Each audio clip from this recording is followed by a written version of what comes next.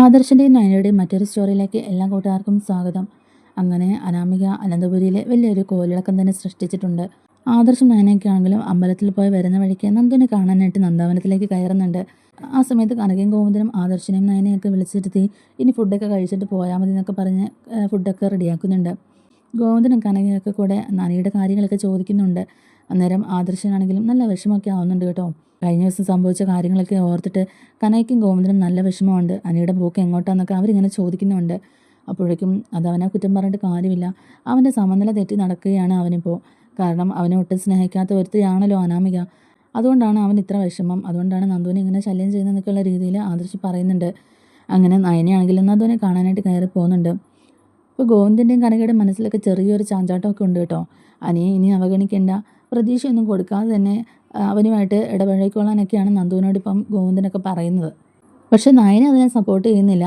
അങ്ങനെ ചെയ്തിട്ടുണ്ടെങ്കിൽ ആ കാര്യങ്ങളൊക്കെ കൂടുതൽ കുഴപ്പത്തിലേക്കാക്കുമെന്നൊക്കെയാണ് നയന എപ്പോഴും പറയുന്നത്.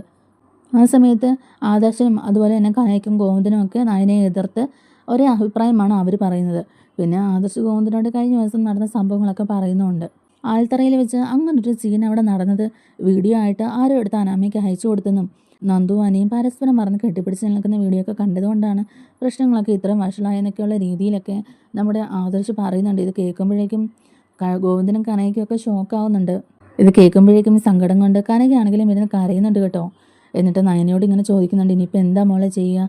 അവളെ എത്ര പ്രാവശ്യം നമ്മൾ ഉപദേശിച്ചു, എന്നിട്ടും അവളും അതിനെയൊക്കെ കൂട്ടു നിൽക്കുകയാണോ എന്നൊക്കെയുള്ള രീതിയിൽ ചോദിക്കുമ്പോഴേക്കും ആദർശ് നന്ദുവിനെ കുറ്റപ്പെടുത്തുന്നില്ല കേട്ടോ. ആദർശാണെങ്കിലും പറയുന്നത് അവർ ദേഷ്യപ്പെടുമ്പോഴേക്കും ആദർശാണെങ്കിലും അവിടെ പറയുന്നുണ്ട് ദേഷ്യപ്പെടേണ്ട കാര്യമൊന്നുമില്ല.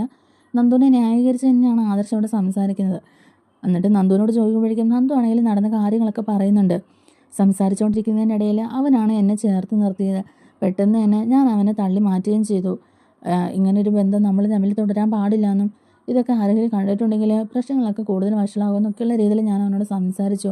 അങ്ങനെയാണ് അവനെ നിങ്ങളുടെ അടുത്ത് കൊണ്ടുവിട്ടെന്നൊക്കെയുള്ള രീതിയിൽ പറയുന്നുണ്ട്.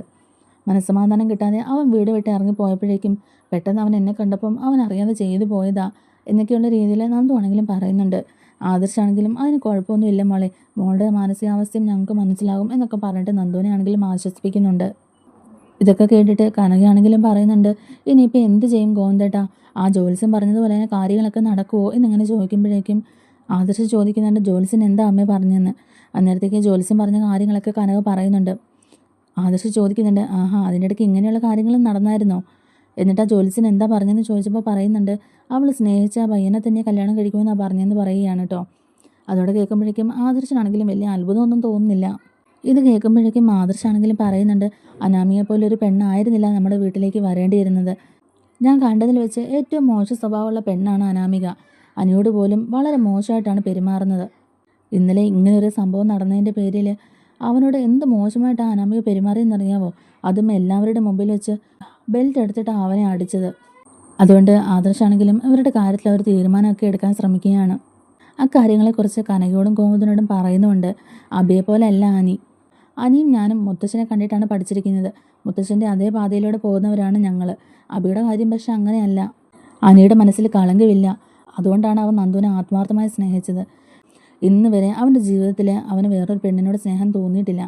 ആദ്യമായിട്ടും അവസാനമായിട്ടും അവൻ സ്നേഹിച്ചത് നന്ദുവിനെയാണ്. അതുകൊണ്ടാണ് സ്നേഹിച്ച പെണ്ണിനെ തന്നെ കല്യാണം കഴിക്കാൻ അവൻ മാക്സിമം ശ്രമിക്കുന്നത്. അതുകൊണ്ടാണ് അവൻ ഇങ്ങനെയുള്ള ഓരോ കാര്യങ്ങളൊക്കെ ചെയ്യുന്നത്. അനാമിയെ അക്സെപ്റ്റ് ചെയ്യാൻ പറ്റാത്തതും അതുകൊണ്ട് തന്നെയാണ്. ഇത്രയും ക്രൂര മനസ്സുള്ള മോശമായ സ്വഭാവമുള്ള ഒരുത്തിയെ എങ്ങനെ അവൻ സ്നേഹിക്കും? അതുകൊണ്ട് അവനെ പറഞ്ഞിട്ടും തെറ്റൊന്നുമില്ല. ഒരു കണക്കിന് പറഞ്ഞാൽ അവൻ്റെ ഭാഗത്തു കൊണ്ട് ന്യായം. അവൻ്റെ അവസ്ഥയ്ക്ക് കാരണം നമ്മളൊക്കെ തന്നെയല്ലേ എന്നിങ്ങനെ ചോദിക്കുന്നുണ്ട് ആദർശ്. ഇനിയും അനിയുടെ കാര്യം നിസ്സാരമായി തള്ളി നീക്കാൻ എനിക്ക് കഴിയില്ല. മനസ്സിനെ നിയന്ത്രിക്കാൻ കഴിയാതെ അവസാനം ഈ ജീവിതത്തിൽ നിന്ന് തന്നെ രക്ഷപ്പെടാനായിട്ട് അവൻ വല്ല കടുങ്ങുകയും ചെയ്താലോ? അതൊക്കെ ഓർക്കുമ്പം എനിക്ക് ഭയമാണ് തോന്നുന്നേ. അതിലേക്ക് അവനെ തള്ളിയിടാൻ എനിക്ക് കഴിയില്ല. അതുകൊണ്ട് ഞാൻ ചിലതൊക്കെ മനസ്സിൽ കരുതിയിട്ടുണ്ട് അച്ഛാ. മുത്തച്ഛനോട് ഇവൻ്റെ കാര്യം സംസാരിക്കണം. എത്രയും പെട്ടെന്ന് തന്നെ അനാമികയുടെ എല്ലാ കള്ളത്തരങ്ങളും പൊളിച്ചടുക്കി അവളെ ഇവൻ്റെ ജീവിതത്തിൽ നിന്ന് മാറ്റിയേ പറ്റുള്ളൂ എന്നൊക്കെ ഇങ്ങനെ ആദർശ് പറയുന്നുണ്ട്. ആ സമയത്ത് അനാമികയാണെങ്കിലും വേണുവിനും രേവതിയൊക്കെ കാണാനാണെന്ന് പറഞ്ഞിട്ട് വീട്ടിൽ നിന്ന് ഇറങ്ങുന്നുണ്ട് കേട്ടോ. അങ്ങനെ വീട്ടിൽ വന്ന് കഴിയുമ്പോഴേക്കും വേണുവിനെ ഒരുപാടങ്ങ് പ്രശംസിക്കുന്നുണ്ട് അനാമിക. അച്ഛൻ എന്തൊക്കെ കാര്യങ്ങൾ ചെയ്തു, എന്നിട്ട് അതൊന്നും സക്സസ് ആയില്ല. അവസാനം ഇപ്പോൾ എടുത്തു വന്ന വീഡിയോ ഉണ്ടല്ലോ, അതെന്തായാലും നല്ലൊരു വീഡിയോ തന്നെയായിരുന്നു. എത്ര നാൾ കാത്തിരുന്നിട്ടാണ് ഇങ്ങനൊരു അവസരം നമുക്ക് കിട്ടിയതെന്നൊക്കെ ഇങ്ങനെ പറയുന്നുണ്ട്. അപ്പോഴേക്കും വേണു പറയുന്നുണ്ട്, മോളെ മോൾ എന്തായാലും ആ സമയത്ത് എന്നെ വിളിച്ച് പറഞ്ഞത് നന്നായി, ഇല്ലെങ്കിൽ ഞാൻ പോവില്ലായിരുന്നല്ലോ. ഇതുപോലൊരു രംഗം നമുക്ക് കാണാനും പറ്റില്ലായിരുന്നു. എന്തായാലും മോൾ വിളിച്ച് പറഞ്ഞ ഉടനെ എനിക്ക് പോകാനും തോന്നിയത് എന്തായാലും നന്നായി. നമ്മുടെ സമയം നല്ലതായതുകൊണ്ടാണ് ഇപ്പോൾ ഈ കാര്യങ്ങളൊക്കെ നമുക്ക് അനുകൂലമായി വന്നതെന്നൊക്കെയുള്ള രീതിയിൽ വേണു പറയുന്നുണ്ട്. നമുക്ക് കിട്ടിയ ഒരു തുറുപ്പ് ചീട്ട് തന്നെയാണ് മോളെ ഇത് വെച്ചുകൊണ്ട് തന്നെ അനന്തപുരിയെ തകർക്കണം. നമുക്ക് ചേട്ടൻ്റെയും അനിയൻ്റെയും പ്രവർത്തികളൊക്കെ കാണിച്ചിട്ട് നാറി വിളിപ്പിക്കണം എന്നൊക്കെ ഇങ്ങനെ പറയുന്നുണ്ട് വേണു. രേവതിയും അതിനെ സപ്പോർട്ട് ചെയ്ത് തന്നെ സംസാരിക്കാണ് കേട്ടോ. ഇത് വെച്ചിട്ട് ജാനകിയുടെ മനസ്സിൽ മോൾ കയറി കൂടണം, എന്നിട്ട് അവിടുന്ന് കിട്ടാവുന്നതിൻ്റെ മാക്സിമം മോളിനെ അടിച്ച് മാറ്റണം എന്നൊക്കെയുള്ള രീതിയിൽ തന്നെ രേവതി പറഞ്ഞു കൊടുക്കുന്നുണ്ട്. എന്നിട്ട് വേണു പറയുന്നുണ്ട്, മോളെ നമുക്കിതുകൊണ്ട് വേറൊരു ഗുണം കൂടിയുണ്ട്, അത് മോൾക്ക് അറിയാമോ എന്ന് ചോദിക്കുമ്പോഴേക്കും അനാമിക ചോദിക്കുന്നുണ്ട്, അതെന്താച്ചാ? അതാ മോളെ നമുക്ക് കിട്ടിയ ഏറ്റവും വലിയ ലോട്ടറി എന്നിങ്ങനെ പറയുമ്പോഴേക്കും പറയച്ച എന്നിങ്ങനെ അനാമിക പറയുന്നുണ്ട്. മോളെ നിൻ്റെ ശരിക്കുള്ള ശത്രു ആരാ? ആ നന്ദു അല്ലേ? അവളെ എസ് ഐ ആകാതിരിക്കാൻ വേണ്ടിയിട്ട് നമ്മൾ പഠിച്ച പണി 18 നോക്കിയിട്ട് നടന്നില്ലല്ലോ. പക്ഷേ ഇപ്പോൾ അവളായിട്ട് തന്നെ അതിനൊരു അവസരം നമുക്ക് ഉണ്ടാക്കി തന്നിരിക്കുക എന്ന് പറയുമ്പോഴേക്കും അനാമിക്ക് മനസ്സിലാകുന്നില്ല കേട്ടോ. അന്നേരം അനാമിക പറയുന്നുണ്ട്, ഒന്ന് തെളിച്ച് പറയാച്ചാന്ന് പറയുക. മോളെ ഈ വീഡിയോ മീഡിയക്കാരുടെ കയ്യിലെത്തിയാൽ എങ്ങനെ ഉണ്ടാകും? എസ് ഐ നന്ദുവിൻ്റെ അനാശാസ്യം പിടിച്ചു എന്ന് പറഞ്ഞിട്ട് ഒരാഴ്ചത്തേക്ക് മഞ്ഞപ്പത്രക്കാർ ഇത് തന്നെ ആയിരിക്കും പിന്നെ വാർത്ത അങ്ങോട്ട് എല്ലാവരും അറിയും. ആകെ മൊത്തത്തിൽ അനന്തപുരിക്കെതിരെ നാറ്റ കേസാകും. പിന്നെ അവൾക്ക് തലയുയർത്തി നിൽക്കാൻ പറ്റില്ല, അതോടെ ജോലിയും തെറിക്കും. അതുകൊണ്ടാണ് ഞാൻ പറഞ്ഞത് ഇത് നമുക്ക് കിട്ടിയ ലോട്ടറി തന്നെയാണെന്ന്. അവളുടെ ജോലി തെറിപ്പിക്കാനും നമ്മുടെ ആവശ്യങ്ങളൊക്കെ നേടിയെടുക്കാനും കിട്ടിയ ഒരു ലോട്ടറി എന്നിങ്ങനെ വേണു പറയുമ്പോഴേക്കും അനാമിക ചിന്തിക്കുന്നുണ്ട് കേട്ടോ, അച്ഛൻ പറഞ്ഞത് ശരിയാണല്ലോ എന്ന്. എന്നിട്ട് പറയുന്നുണ്ട് അനാമിക, ആ അത് ശരിയാ അച്ഛാ, ഞാൻ ആ വഴിക്ക് ചിന്തിച്ചില്ല എന്നിങ്ങനെ പറയുകയാണ് കേട്ടോ. വേണു പറയുന്നുണ്ട്, എന്തായാലും ഇപ്പോൾ ആ വഴിക്കൊന്നും പോകണ്ട മോളെ. ഈ വീഡിയോ വെച്ചിട്ട് നമുക്ക് അല്ലാതെ കുറേ കാര്യങ്ങളൊക്കെ ചെയ്യാനുണ്ട്. അവസാനം നമ്മൾ വിചാരിക്കുന്നിടത്തൊന്നും കാര്യങ്ങൾ എത്തിയിട്ടില്ല എന്നുണ്ടെങ്കിൽ ഈ പറഞ്ഞതുപോലെ തന്നെ ഒരറ്റക്കൈ പ്രയോഗം അങ്ങ് നടത്തണം എന്ന് പറയുകയാണ് വേണു. രേവതിയും പറയുന്നുണ്ട്, മോൾ ഇനിയും അവിടെ പ്രശ്നങ്ങൾ ഉണ്ടാക്കണം മോളെ. അവനെ വെള്ളം കുടിപ്പിക്കണം. അവസാനം അവർ തന്നെ ഡിവോഴ്സിൻ്റെ കാര്യങ്ങളുമായിട്ട് പറഞ്ഞിവിടെ വരണം, അല്ലെങ്കിൽ നമ്മൾ വരുത്തിക്കണം. ഒരു 3-4 തലമുറയ്ക്ക് കഴിയാനുള്ളത് നഷ്ടപരിഹാരമായിട്ട് അവരുടെ നിന്ന് വാങ്ങണം എന്നൊക്കെ പറഞ്ഞ് അനാമികയും വേണു രേവതിയും ഒക്കെ സന്തോഷിക്കുന്നുണ്ട് കേട്ടോ. അനാമിക പറയുന്നുണ്ട്, അതേ അച്ഛാ, 10 അല്ല ഒരു 50 തലമുറയ്ക്ക് വാഴാനുള്ള സ്വത്തും പണവും ഉണ്ട് അവരുടെ കയ്യിൽ. നമുക്ക് എന്തായാലും അത്ര ഒന്നും അവർ തരാൻ പോകുന്നില്ല. അതിൻ്റെ 4-1 കിട്ടിയാൽ തന്നെ നമുക്ക് ജീവിതകാലം മുഴുവൻ സുഖിച്ച് ജീവിക്കാനുള്ള ആസ്തിയുണ്ട്. എന്തായാലും നമുക്ക് അനുകൂലമായിട്ടല്ലേ ഇപ്പോൾ കാര്യങ്ങളൊക്കെ നടക്കുന്നത്, എന്താണെന്ന് വെച്ചാൽ ചെയ്യാം എന്നൊക്കെ ഇങ്ങനെ പറയുന്നുണ്ട്. എന്നിട്ട് വേണുവിനോടും രേവതിയോടും പറയുന്നുണ്ട്, എനിക്ക് അവനെയും കൂടി ഒന്ന് കാണണം, അവനെ കാണാനും കൂടി വേണ്ടിയിട്ടാണ് ഞാനിപ്പോൾ ഇറങ്ങിയെന്നൊക്കെ പറയുന്നുണ്ട്. അവനോടും കൂടി എനിക്ക് ഈ സന്തോഷമൊക്കെ ഒന്ന് പറയണമെന്ന് പറയുകയാണ് കേട്ടോ. മോള് പോയി പറ മോളെ, മോൾ ഇനി ധൈര്യമായിട്ട് അവൻ്റെ കൂടെ പൊയ്ക്കോ. ഈ ഒരു വീഡിയോ നമ്മുടെ കയ്യിലുള്ളത് കൊണ്ടേ മോളെ ഇനി അതിൻ്റെ പേരിൽ ആരും ഒന്നും പറയത്തില്ലെന്നൊക്കെ പറയുകയാണ് വേണു. അങ്ങനെ അനാമിക കാമുകനെ കാണാനായിട്ടൊക്കെ പോവുകയാണ് കേട്ടോ. ആ സമയത്ത് നയനയും ആദർശും നന്ദാവനത്തിൽ നിന്നും ഇറങ്ങി തിരികെ അനന്തപുരിയിലേക്ക് വരികയാണ്. ആ സമയത്താണ് നയന അനാമികയും അനാമികയുടെ കാമുകനെയൊക്കെ കാണുന്നത്. അവർ ഒന്നിച്ച് ബൈക്കിൽ പറ്റിച്ചേർന്നിരുന്ന് പോവുകയാണ് കേട്ടോ. ഇത് നയന പറയുന്നുണ്ട്, ആദർശേട്ടാ ഇത് നോക്കിക്കേ, അത് അനാമികയല്ലേ? അവളല്ലേ ആ ബൈക്കിൽ പോകുന്നത്?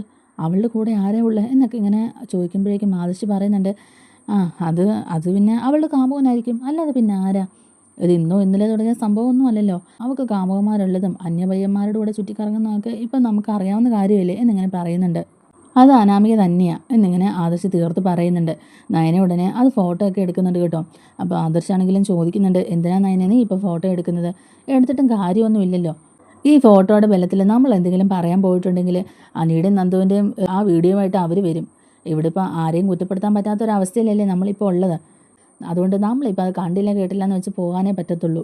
തന്നെയുമല്ല, ഇപ്പം അവളെ വെറുപ്പിക്കാൻ പോയാലുണ്ടല്ലോ അത് അനിക്കും നന്ദുവിനും തന്നെ ദോഷം ചെയ്യും. അവളുടെയും അപ്പച്ചിയുടെയും അബിയുടെയും ഒക്കെ കയ്യിൽ ആ വീഡിയോ ഉണ്ടല്ലോ. നമ്മൾ ഈ കാര്യങ്ങളൊക്കെ പറഞ്ഞുകൊണ്ട് ചെന്നിട്ടുണ്ടെങ്കിലുണ്ടല്ലോ അവൾ ആ വീഡിയോ എടുത്ത് സോഷ്യൽ മീഡിയയിൽ എങ്ങാനും ഇട്ടാൽ അത് ലീക്കായാലുള്ള അവസ്ഥ നിനക്കറിയാമല്ലോ. പിന്നെ കാര്യങ്ങളൊക്കെ കൈവിട്ട് പോകും. പിന്നെ മുത്തച്ഛനും മുത്തശ്ശിയും അറിയിക്കാതെ നമ്മൾ മറച്ചു വെച്ച് നടന്ന കാര്യങ്ങളൊക്കെ അവരറിയുന്നതോടൊപ്പം തന്നെ അത് മൊത്തം നാട്ടിൽ പാട്ടാകുകയും ചെയ്യും. അത് നമ്മുടെ കുടുംബത്തിൻ്റെ അഭിമാനത്തെ തന്നെ ചോദ്യം ചെയ്യുകയല്ലേ. മുത്തച്ഛനും മുത്തശ്ശിയൊക്കെ ഒരുപാട് വിഷമിക്കും ഇതിൻ്റെ പേരിൽ. എന്തായാലും അപ്പച്ചിക്കും അബിക്കും പറ്റിയ ഒരു ആൾക്കാർ തന്നെയാണ് ഈ അനാമികയും അവളുടെ അച്ഛനും അമ്മയൊക്കെ. എന്നാലും ഈ വിഷയം പറഞ്ഞ് അവളുടെ അടുത്തോട്ട് നമ്മളിപ്പോൾ ചെല്ലാത്തത് തന്നെയാണ് നല്ലത് എന്നൊക്കെ ഇങ്ങനെ ആദർശ് പറയുമ്പം നയന ചോദിക്കുന്നുണ്ട്, എന്നാലും ആദർശ് ചേട്ടാ ഇതൊക്കെ കണ്ടിട്ട് എങ്ങനെയാണ് നമ്മൾ ചോദിക്കാതിരിക്കുക എന്നൊക്കെ ഇങ്ങനെ ചോദിക്കുന്നുണ്ട്.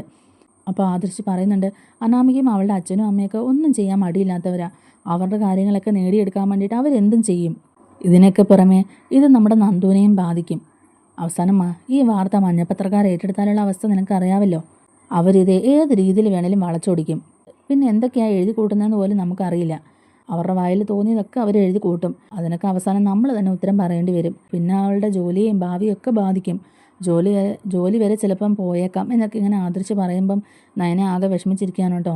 പിന്നെ പറയുന്നുണ്ട്, അബിയുടെ കാര്യത്തിൽ നമ്മൾ എത്രത്തോളം ക്ഷമിച്ചോ അതുപോലെ തന്നെ ഇവരുടെ കാര്യത്തിൽ നമ്മൾ സമയംബരം പാലിക്കണം.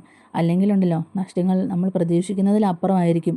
കാര്യങ്ങളൊക്കെ കൈവിട്ട് പോയി കഴിഞ്ഞിട്ട് പിന്നെ നമ്മൾ പറഞ്ഞിട്ട് കാര്യമില്ലല്ലോ. നമ്മൾ പ്രതീക്ഷിക്കുന്നതിലപ്പുറത്തായിരിക്കും നടക്കുക എന്നൊക്കെ പറഞ്ഞ് ആദർശാണെങ്കിലും നയനെ സമാധാനിപ്പിക്കുന്നുണ്ട്. ഇത് കേട്ട് ഒന്നും മിണ്ടാതിരിക്കുകയാണ് നയന. അങ്ങനെ അവർ തിരിച്ച് അനന്തപുരിയിലെത്തി ദേവേനയുടെ കാര്യങ്ങളൊക്കെ സംസാരിക്കുന്നുണ്ട്. ദേവാനി പറയുന്നുണ്ട്, അത് വലിയ അത്ഭുതപ്പെടാനുള്ള കാര്യമൊന്നും അല്ലല്ലോ മോളെ.